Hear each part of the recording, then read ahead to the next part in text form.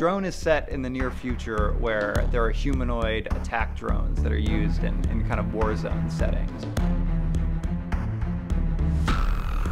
The way the series is set up is that you kind of see one aspect of the world in the first episode, which is the robot. It's very much focused on the robot. And then the second episode, you see a programmer character, Jay, played by Kenneth Choi, and you see another aspect of the world. Episodes 3 and 4 is where it all really comes together, and we have some of our big stuff that happens. At a certain point, he stops running and decides to, decides to fight back a little bit. The character that I play is Nissen. He's actually the head of this mercenary organization that is in charge of these drones and works with the government. I wanted to do this project, one, because I really like the character, and two, I really like the script. Working on a web series, the way the industry is, it just seems to be moving that way. And some really, really exciting creative stuff is happening there. What's exciting about the online world is that I literally went to a blog spot, I saw some art that I liked, I contacted Ben Morrow and Long Oyang from New Zealand, and we started talking on Skype and doing, basically doing art meetings through Skype, and then we brought on the guy who did the 3D head, who's in Australia. The idea was to kind of make it as less human as possible, so the faceplate is right where a human's vision would be, so that you don't even think about that, you think of these as the eyes.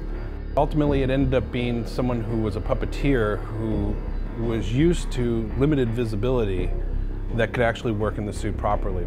We opted for shooting a practical robot because we would get all the walking and all the light interaction and all the interaction with other people on set.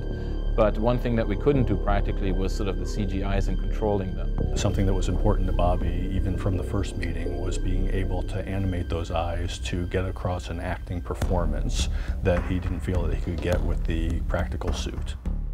That was sort of really the most difficult part of it, sort of getting these things straight in terms of what produces a sad look, what produces a excited look, being frightened, those kind of things.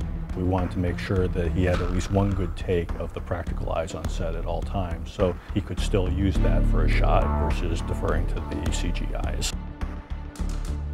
When you have no budget to build huge sets, it's all about finding the right locations. The production crew had a very big search for all around LA and outside of LA for just great locations that we could afford, and that would kind of, when you piece them together, would have a unified vision of what this kind of near future, grim future would look like.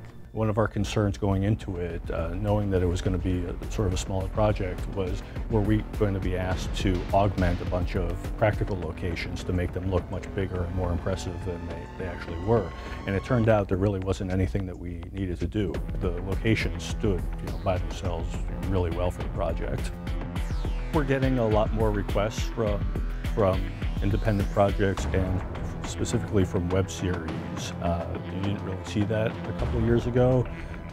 Most people view visual effects as this sort of big, expensive beast, and how could we possibly put that into our smaller, web series? I think projects, like this, will be a good step forward in showing other directors that you still have an opportunity to have really good, quality visual effects, even in a smaller project. It's one of those things where people used to say, well, it's going to be for YouTube. For us these days, that doesn't really make that much of a difference anymore.